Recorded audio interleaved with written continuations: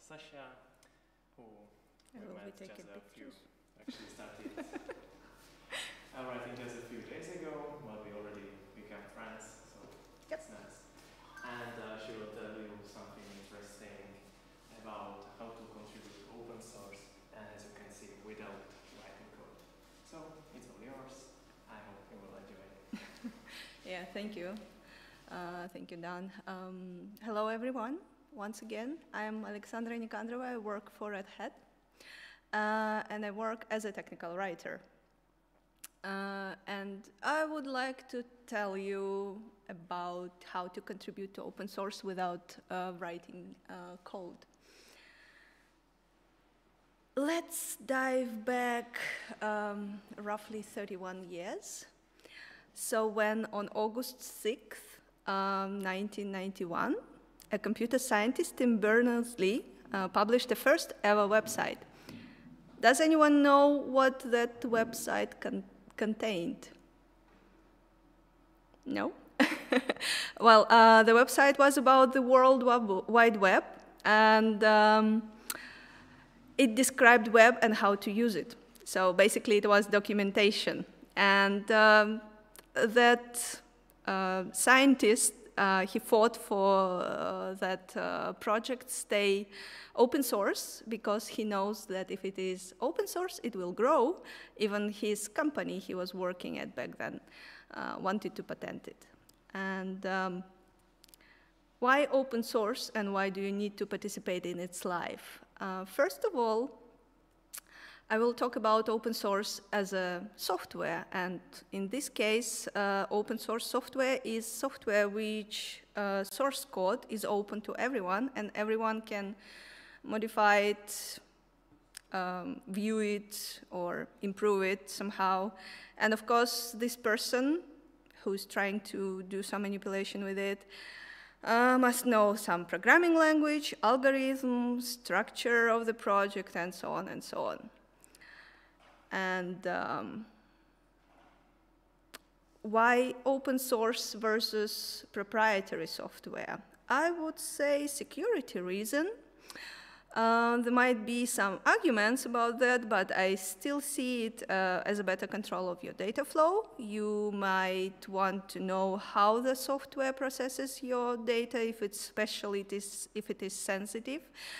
And open source, you have access to that processes. If you know something, you will see how the code is written and what it is doing with your data, basically. And second thing, why open source? Because proprietary software sometimes very pricey. I would give you an example. For example, I'm fond of photography. And for some time, and back then I needed once in a while do some manipulation with the images, and first thing came to my mind was Photoshop. But it's extremely pricey software, at least it was back then, and I did not have a well-paid job to afford that. And it's amazing software, but no, not for me. So I did some research, and I came up with GIMP.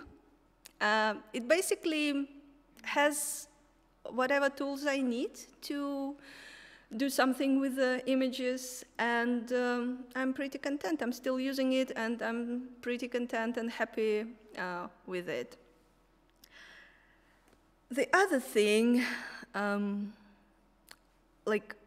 while the open source software has its amazing features, it has open source, you can go through the code and see what it does and so on, it still has some pitfalls. And one of them is, unfortunately, documentation, and I will tell you why.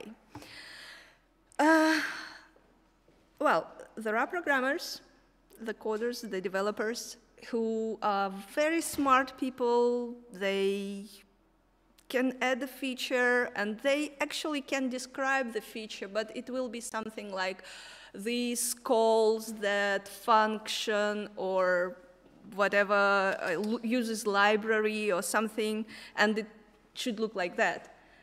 And probably, if you are not very technical person, you may not understand what does it mean and what you can do with that. So, or the developer may not describe the feature at all or software, so there may be no documentation at all, and he may just comment something in the code, and you may not even know how to read the code. You don't need to know how to read the code, so you also will be confused basically without documentation. You may try and fail and learn how to use the software by this method, but it is time-consuming and sometimes very frustrated. You may be very frustrated with that. So no documentation, or so that's basically losing a lot of time to find information how to decently use the software you chose, and that's actually 3 problems without proper documentation, which I can name. And back to open source. What is open source? The open source project usually supported by the community, because one person, a very smart developer, let's say, cannot do everything by himself or herself. So he cannot write a decent code, a good code, test it properly, because you need to test software, of course, and write an understandable documentation. We have in these communities developers who write code, who fix bugs, and basically have ultimate technical knowledge as a source. You can poke those people. Sometimes they sometimes help. You have obviously users who are using that software and reporting the bugs, but without documentation, how do you know if it is a bug? Maybe it's not a bug, and the user may be very, very frustrated without knowing how to use this software and figuring it out on its own. And that's why we need technical writers who know something about the technologies basically who technical writers are. So they are missing piece between the developer and the user. And sorry.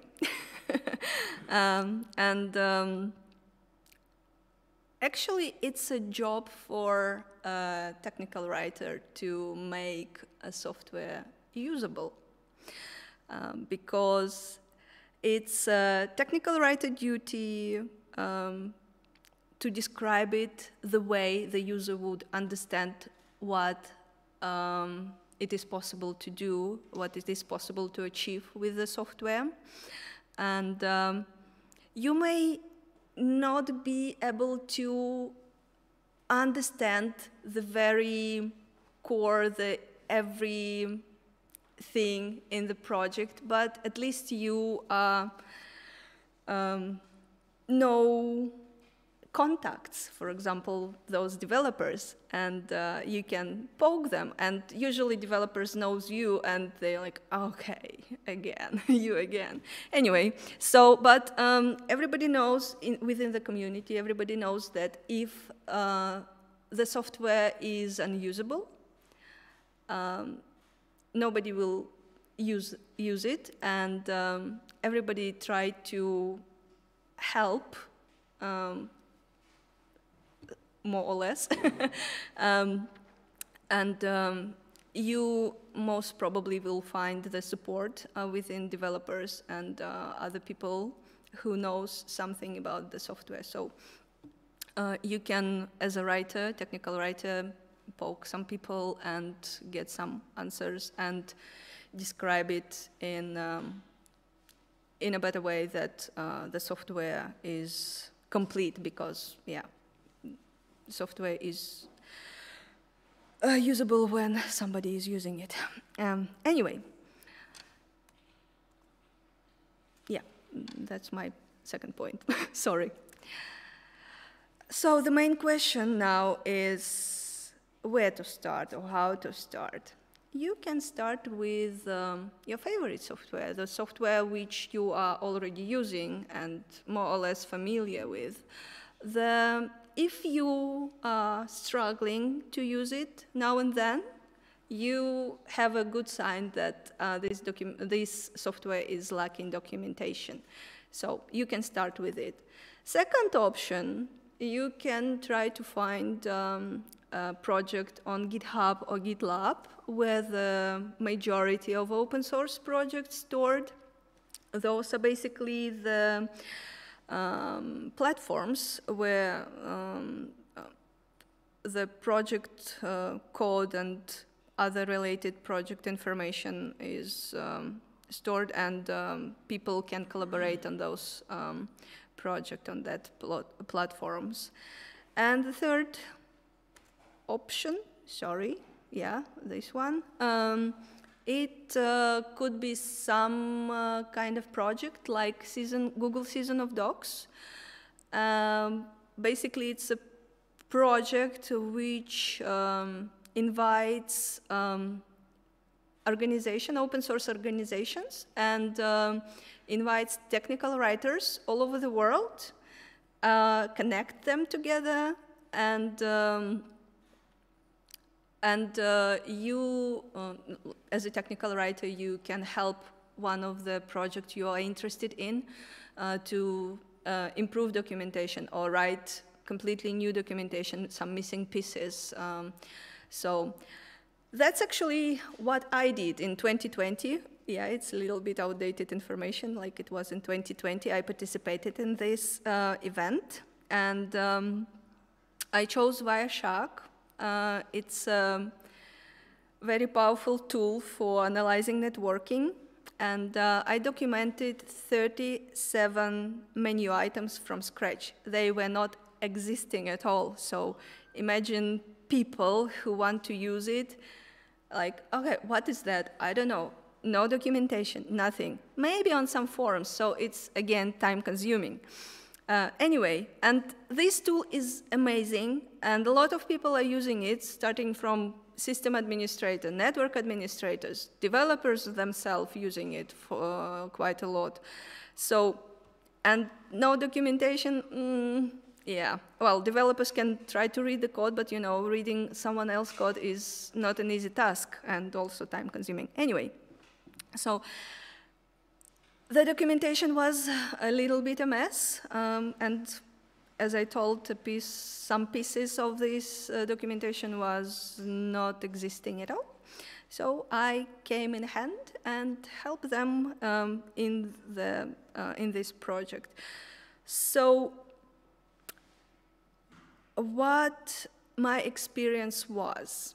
First of all, I was lucky because this project was using very, very similar tool chain to my full-time job in Red Hat. So they were, the project was stored on GitLab, which I know how to work with, and the documentation is written in ASCII Doctor. Which is, our product documentation in Red Hat is written in ASCII Doctor. So, but other than that, that was it. Then the struggles kicked in.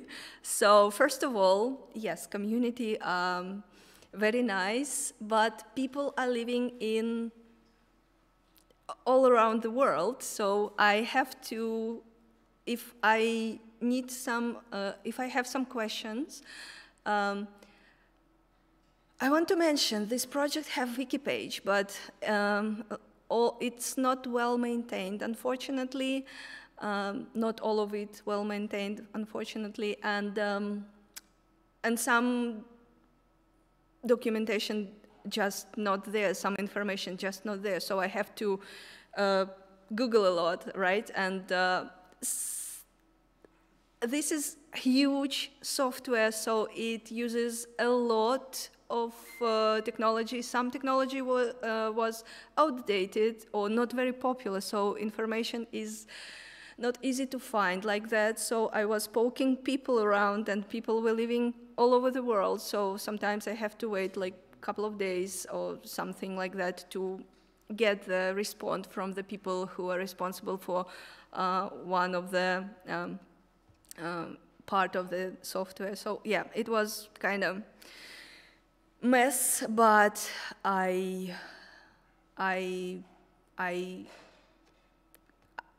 finished it successfully, and I'm pretty satisfied with it. And yeah, the result was good. I liked it. I wish I could go once again, but we'll see. I actually have, besides that, I have like my full-time job with this, which is like 8 hours per day, and different tasks.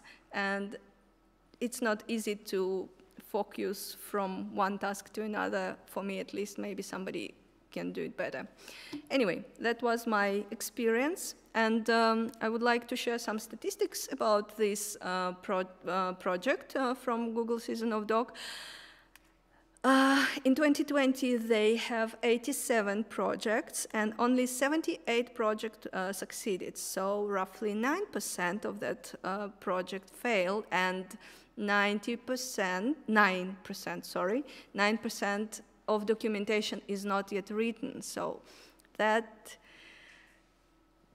people, users, are still struggling with these pieces of software, and that's how you might consider to help those projects or some other project. Anyway, this is how you can contribute to open source without writing any code. Well, basically, if it is ASCII Doctor, it is a code, but it's just technically. Anyway, takeaways, what just conclude my speech. So we are surrounded by open source, and we might not even realize that. For example, World Wide Web. How often do you fascinate by this project? It's not obvious, right? So, then you can, as a writer, easily start contributing too.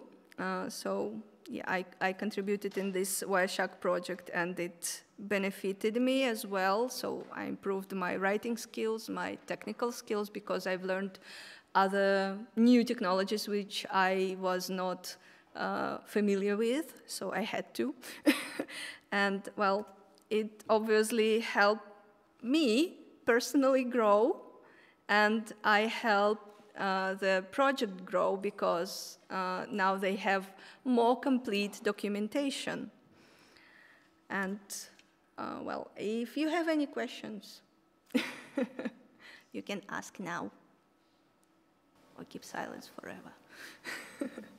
Joking. Anyway, so I put some resources here. So this is the homepage of the Google Season of Dogs. And I wrote an article about my experience and posted it on WordPress if you are interested. If you are interested in looking into ASCII Doctor, please go to the asciidoctor.org. And if you would have any questions or just have ideas, I don't know, whatever, you can contact me on this email. And that's basically it. Thank you very much for your time. Yay! Applause! Yeah. I will. So we thank you as well, Sasha. Thank you. I think it was great. We, as people developing software testing, we really needed this inspiration to write documentations. And as we all know, we usually are pretty lazy and don't want to do it. So I hope it helped at least some of you. And of course, if you have any question, you can always contact Sasha. Yeah, if you have somebody who would like to change whatever they are doing now and at least sometimes work remotely, it's also kind of easy start, just my tip, easy start to at least start with technical writing when you are also learning the subject of technology and everything. And later on you can grow, if you wish, grow to whatever developer, tester, and so on and so on. So if you have brothers, sisters, or I don't know, whoever is frustrated with their job right now, well, this is opportunities, guys. May I have this water with me? Thank you. Thank you. Okay.